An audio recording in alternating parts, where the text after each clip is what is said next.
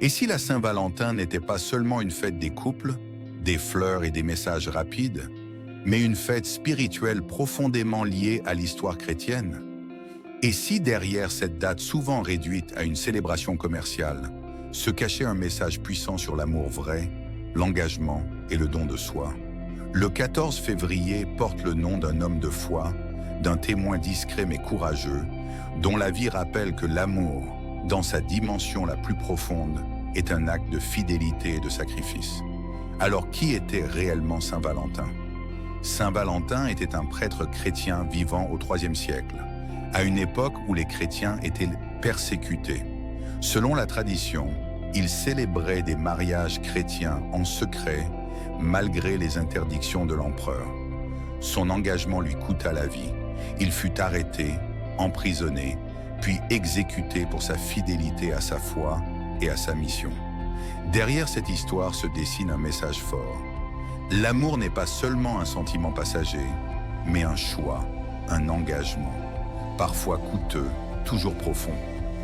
Mais pourquoi l'Église a-t-elle retenu son nom pour cette date? Parce que Saint Valentin incarne une vision de l'amour qui dépasse l'attirance ou l'émotion. Il témoigne d'un amour enraciné dans la fidélité, le respect et le don de soi. À travers lui, la tradition chrétienne rappelle que l'amour véritable ne se consomme pas. Il se construit, il se protège, il se donne. La Saint-Valentin, à l'origine, n'est donc pas une fête de la passion éphémère, mais une célébration de l'amour engagé, responsable et profond. Alors, que dit réellement la foi chrétienne sur l'amour? Dans la tradition chrétienne, l'amour est un chemin. Il demande patience, écoute, pardon et persévérance. Il n'est pas parfait, mais il est appelé à grandir. L'amour véritable ne cherche pas à posséder l'autre, mais à le faire grandir. Il est une force qui unit, qui relève et qui soutient.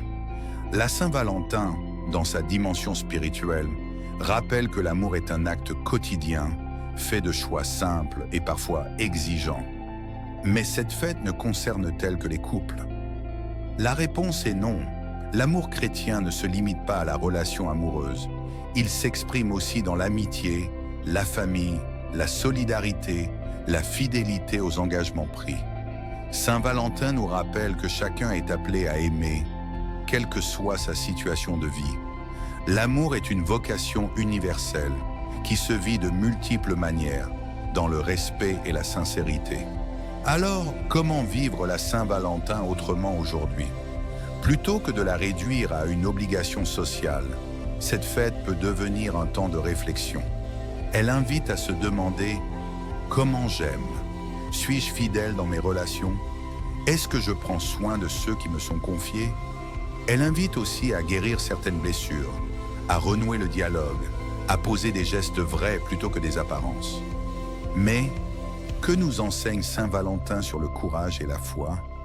Son histoire rappelle que l'amour authentique demande parfois du courage. Aimer, c'est prendre le risque de s'engager, de rester fidèle, même lorsque c'est difficile. Dans un monde où l'on se détourne vite de ce qui coûte, la figure de Saint Valentin rappelle la valeur de la constance et de la fidélité. Alors, quel message cette fête peut-elle transmettre aujourd'hui? Elle rappelle que l'amour n'est pas un produit, mais un don. Qu'il ne s'achète pas, mais se cultive. Qu'il ne se prouve pas par des gestes spectaculaires, mais par une présence fidèle et respectueuse. La Saint-Valentin, dans sa dimension religieuse, invite à revenir à l'essentiel, aimer en vérité. Et maintenant, prenons un temps pour prier ensemble, afin de confier nos relations, nos engagements et notre capacité à aimer à Dieu. Seigneur, nous te remercions pour l'amour que tu déposes dans nos vies. Apprends-nous à aimer avec sincérité, patience et respect. Aide-nous à être fidèles dans nos engagements, à pardonner lorsque c'est difficile et à poser des gestes d'amour vrais dans notre quotidien. Nous te confions nos relations, celles qui sont belles et celles qui sont fragiles. Viens les fortifier, les apaiser et les éclairer. Amen. Pour découvrir le sens profond et l'origine des grandes fêtes religieuses tout au long de l'année, reste ici abonne-toi et active la cloche pour ne rien manquer. Et dis-moi en commentaire, as-tu une habitude ou un rituel particulier pour cette fête ?